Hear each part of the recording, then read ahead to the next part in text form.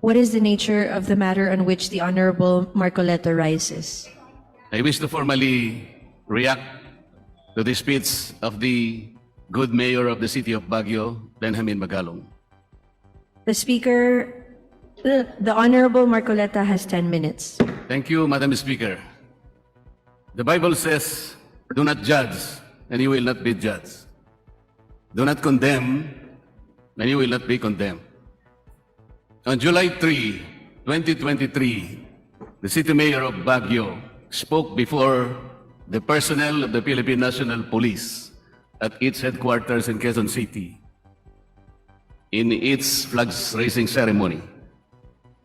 Initially, Madam Speaker, he spoke about technology and governance, how local governments can enhance the way they govern, the way they process, the way they manage local government units. But surprisingly, he discarded, as he said, his prepared speech, and he allegedly talked from his heart and from his mind. He talked about the mounting national budget of the country. He said about 13.86 trillion pesos, taking swipe at the former President Rodrigo Duterte, saying that in his term, the national budget rose to 142%. And he said, he's very much worried. He said that only a few raise hell. And at that point, he said that he himself and some of his colleagues in the PNP are prepared to contribute reasonable part of their pension to address the national budget.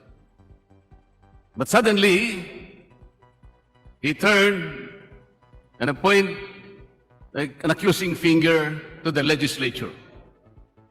Mabuti po, Madam Speaker, basahin ko po yung parte ng kanyang sinabi. Ito po, and I quote, pero nakakalungkot, nothing have we heard from our legislators that they are willing to give up their pork barrels. Nakakalungkot na meron na nga silang tinatawag na porsyento sa bawat project, hindi pa nagsawa. May porsyento na nga sila pa ang contractor, sila pa rin ang supplier. Hintayin natin kung anong sasabihin ng ating mga magigiting na legislators. Hintayin natin silang magsalita. Hopefully, one of them will come out in the open and tell us it is about time that legislators should also give a big contribution to address a national government issue, especially on our national debt. Big words, Madam Speaker. It is as if the good mayor of Baguio is, or would like to portray himself as the knight in shining armor, armed with a silver bullet to address corruption in this country. I'd like to believe that he is trying to project himself as the Hercules of Greece in mythology, who was tried to cleanse the Augean stables, the modern reference of graft and corruption, Madam Speaker. And so this representation initially reacted in this program several days ago. Armed with the annual audit report of COA ending December 31, 2022, this representation pointed out that 347 development projects prioritized by the city of Baguio were never implemented. They are worth 943 million pesos, Madam Speaker. So the intended purpose, the intended socio-economic and environmental services to the targeted beneficiaries were not delivered. A portion of that audit report, Madam Speaker, also showed that 40 of the ongoing partially implemented projects were terminated because they incurred substantial negative slippage. 26 of them, valued 40 million pesos, incurred negative 15%. What does this mean, Madam Speaker? This means that there is no actual monitoring and supervision of the projects. The COA said the required detailed engineering activities were never undertaken. The total of those 40 ongoing projects is 96 million pesos, Madam Speaker. The funds received from DPWH intended to construct a multipurpose building and the athletic oval bowl in Burhan Park, Madam Speaker, were used to pay the progress billing of a separate city project in violation of the project's Memorandum of Agreement and in violation of the GAA of 2021. That's diversion, Madam Speaker.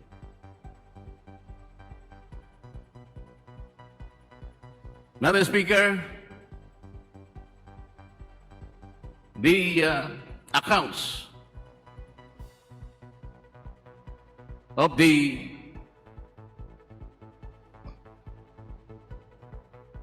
special education tax and the real property tax amounting to 456 million pesos could not be ascertained.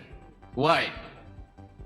Because of the unreconciled difference between the reported balance of the city accounting office and the reported tax due of the city treasury office in the amount of 265 billion pesos, or a discrepancy of some 191 billion pesos.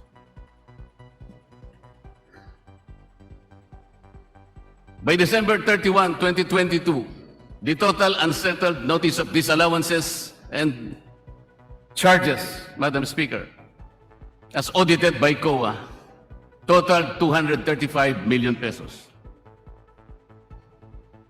Even the local disaster reduction management fund in the total of 405 million pesos, only 106 million pesos were utilized, Madam Speaker, showing a utilization rate of 26%. Why? Why do they have to withhold the services that are due to the constituents of Baguio? Why is it that COA was able to note a time deposit of the city of Baguio in the amount of 4.3 billion pesos? Bakit hindi po nila gastahin? This is supposed to mitigate the effects of the environment, to shield and protect the people of Baguio. Bakit po iipunin ang 4.3 billion pesos in the treasury, in the banks, at hindi gamitin?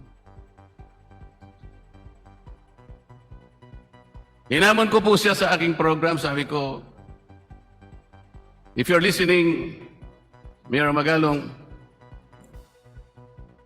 okay naman po yung contribution ng inyong pension, kung gusto po ninyo. Pero maliit po yun. Why don't you give up the confidential fund? Kasi po, meron po kayong confidential fund, according to reports, about 2 million pesos per year.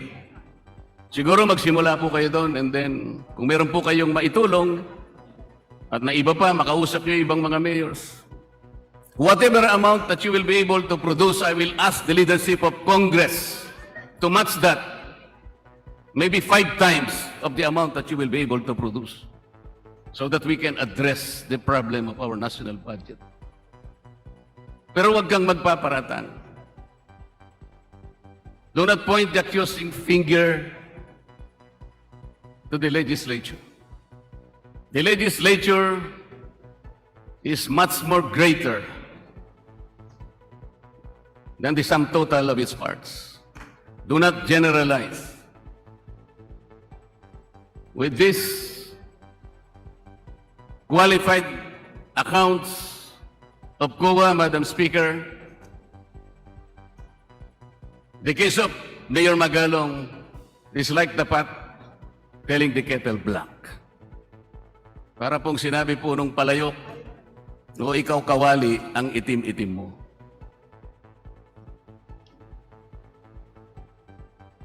Nasabi ko rin po sa programa ko, Madam Speaker, na maraming illegal gambling dyan sa'yo.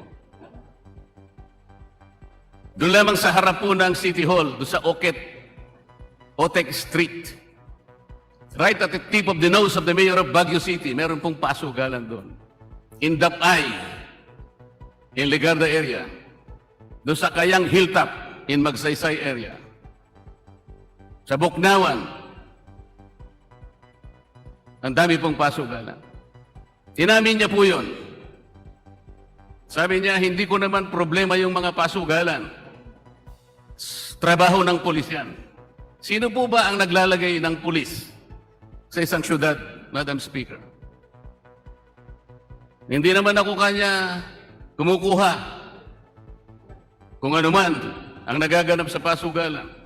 Kung hindi ka nagkakaroon, bakit hindi mo ipasara o ipatigil? Masyado naman yatang obvious yun. Sabi pa niya, Madam Speaker, huwag niyong pakikialaman ng Baguio. Ayaw mo palang pakialaman ng Baguio, ba't pinakikialaman mo ang legislature? Did he forget, Madam Speaker, that Congress, aside from legislative functions, meron po tayong dalawa pang natitirang functions. This is the power to conduct inquiry in aid of legislation, as well as the oversight function of Congress. Kaya po natin silang ipatawag. Wag po niyang sasabihin na wag pakialaman ang Baguio. Dahil hindi naman sa kanya ang Baguio. Nung nagpa-interview po siya sa radyo and television, he was asked to name names. But he refused to name names.